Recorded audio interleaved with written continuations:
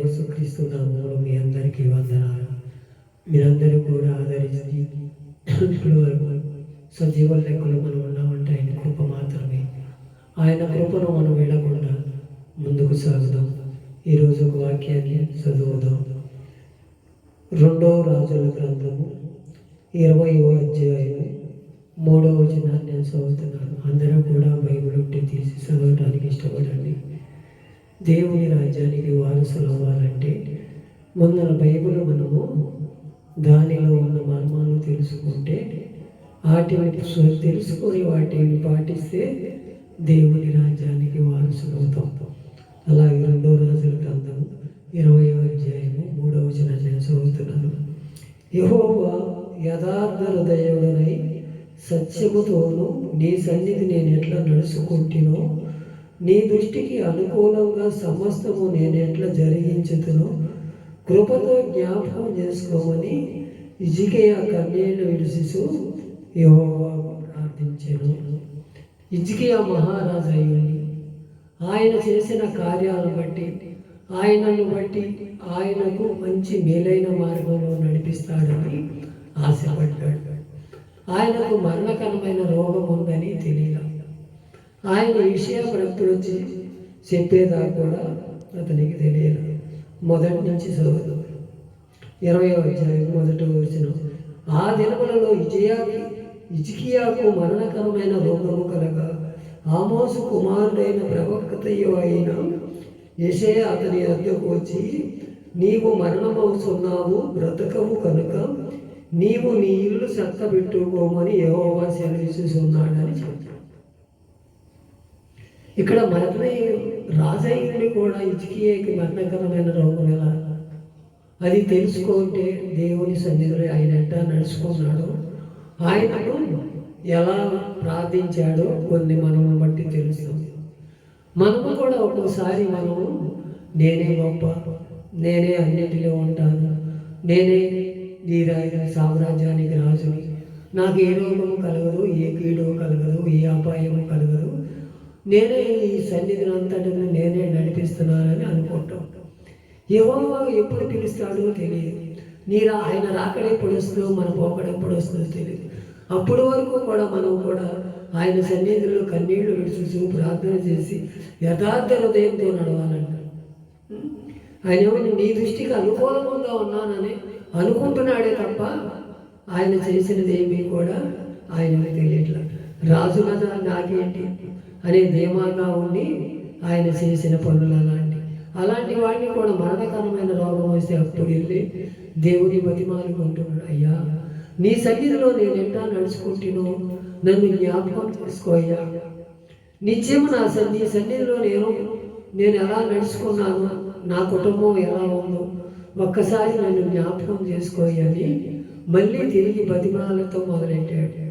అలాగే మనం కూడా ఒక్కోసారి మనము దేవుని సన్నిధిలో కనిపెట్టుకొని ప్రార్థన చేయక మనం ఆయన సన్నిధిలో మనం ఎలా ఉండకూడదో అలాంటివి మనం చేస్తున్నాం. మనకు అన్నీ తెలుసు, ఇది చేస్తే ఇది తప్పు, ఇది చేస్తే అది గొప్ప. మన అంతరాత్మ గద్దించినా కానీ అది మనం చెయ్యాలనిపిస్తుంది. అది కూడా మరణకరమైన రోగం అంటారు. ఆ రోగానికి ఇది లేదు, మందు లేదు, ఏమీ లేదు. అప్పుడు మనం దేవుని తట్టు తిరిగి ప్రార్థన చేస్తే సుఖమేలా.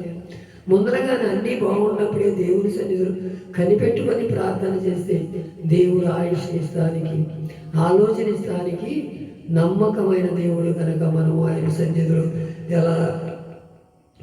ఎలా ఉండాలో కొన్ని తెలుసుకున్నాం.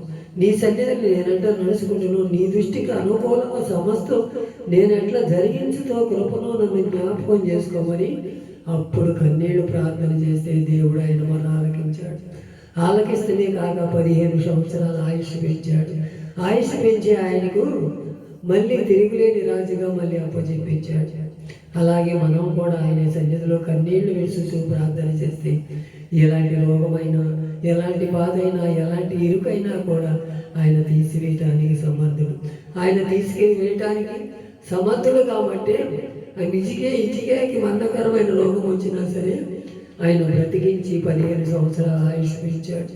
ఆయుష్ పెంచి కన్నీటితో ప్రార్థన చేస్తే ఆయన మారును ఆలకించాడు. నిన్ను నన్ను కూడా అలా చూడాలని ఆశపడుతున్నాడు. అలాగే కీర్తనల గ్రంథము 42వ కీర్తన 8వ వచనం, నా జీవనదాత అయిన నా దేవుని గురించి ప్రార్థన చేసి ఆయన నాకు తోడుగా ఉన్నాడు. నా జీవనదాత అయిన దేవుని గురించి నాకు ప్రార్థన నేను చేస్తే నాకు తోడుగా ఉంటాడని దావీదు భక్తుడు అంటున్నాడు. మనం కూడా ఒక్కోసారి దేవుని సన్నిధిలో, నయ్యా నువ్వు నా జీవనదాతవయ్యా, నా కుటుంబాన్ని పోషించేవాడవయ్యా, నన్ను ఒక మేలైన మార్గంలో నడిపించేవాడవయ్యా అయ్యా అని మనం కన్నీటితో ఎప్పుడు ప్రార్థన చేస్తే నా దేవుడు దాటిపోయేవాడు కాదు. మనం కూడా ఒక్కోసారి మనం అన్నీ జరిగినా ఒక రకంగా, జరగనప్పుడు ఒక రకంగా ఉంటున్నాం. అలా ఉండకూడదు. దేవుని సన్నిధిలో మనం ఎప్పుడూ కూడా ఒకేలాగా ఉండాలి, ఒకే నడక నడవాలి. మనం ఏ నడక నడుస్తున్నామో దేవుని సన్నిధిలో అన్నీ బాగుంటే ఒక రకంగా, అన్నీ లేకపోతే ఇంకో రకంగా ఉంటున్నామేమో మన హృదయాలు పరిశోధించుకొని మనకి ఏదన్నా గడ్డు సమస్య వస్తే కన్నీటితో ప్రార్థన చేస్తే నా దేవుడు దాటిపోయేవాడు. దావీదు కుమారుడా, నన్ను దాటిపోవద్దయ్యా, ఈ రాత్రికాల సమయంలో నన్ను దర్శించయ్యా, నా కుటుంబాన్ని నేను కన్నీటితో కట్టుకోవాలయ్యా, నా స్థితిగతులు మార్చయ్యా. హిజ్కియాకి మరణకరమైన రోగం కలగా ప్రార్థిస్తే 15 సంవత్సరాలు ఆయుష్యించిన వాడు, నా కుటుంబం అధోగతి పాలైపోతుందయ్యా, నా స్థితిగతులు మార్చు నాయనా, నీ సన్నిధిలో నేను ఎట్లా నడుచుకుంటున్నానో ఒక్కసారి జ్ఞాపకం చేసుకోయ్యా. అయ్యా ఇక మీదటైనా నా తప్పు నేను తెలుసుకొని నీ సన్నిధిలో కడుపై భక్తులు కూడుకునే కృపను నాకు దయచేయమని మనమందరం కూడా తీర్మానం చేసుకుని ఆయన ఎదుట నిలబడి కన్నీటితో ప్రార్థన చేస్తే నా ప్రార్థన ఆలకించే దేవుడు అంటున్నాడు. నా జీవిత దాత అయిన నా దేవుని కూర్చున్నను ప్రార్థన నాకు ఆయన మానవి చేయడం వచ్చేవాడు కాదు. మనం ఎప్పుడూ కూడా నిత్యము ప్రార్థన చేసి ఆయన సన్నిధిలో ఉందాం. అదే కీర్తనల గ్రంథము 34వ కీర్తన 3వ వచనం, నాతో కూడి యెహోవాను కనపరచండి, మనము ఏకంగా కూడి ఆయనను నామమును గొప్ప చేద్దాం. అప్పుడే మన జీవితాలు కట్టబడతాయి. ఆయన నామము యెహోవా నామం గొప్ప నామం అని, అది ఎక్కడ దొరకదని మనం తెలుసుకొని ఆయన నామాన్ని మనం ఉచ్చరించేవారంగా, అయ్యా నీ సన్నిధిలో నేను ఎట్లా నడుచుకోవాలో హిజ్కియాని బట్టి మేము తెలుసుకున్నామయ్యా. ఇక మీదట యెహోవా నామమును గొప్ప చేసే భాగ్యం మాకు కలగజేయమని ఒక తీర్మానం చేసుకొని ముందుకు సాగుదాం. మన కుటుంబాలు దీవించబడతామే కాక ఇతరులకు ఆశీర్వాదకరంగా మార్చబడతాయి. మన జీవితాలు కట్టుకుందాం. మనం ఎప్పుడూ కూడా ఆయన నామాన్ని గొప్ప చేద్దాం. ఆయన మనమందరము ఏకంగా కూడి ఆయన సన్నిధిలో ఆయనను గొప్ప చేద్దాం. యెహోవా గొప్పవాడు, బహుకీర్తినీయుడు, ఆయనకు మాత్రమే ఘనత చెందాలని మనమందరము కూడా ప్రార్థనా యోధులుగా సిద్ధపడాలని ఒక్కసారి మనమందరం దేవుని సన్నిధిలో కూడుకొని ప్రార్థన చేద్దాం.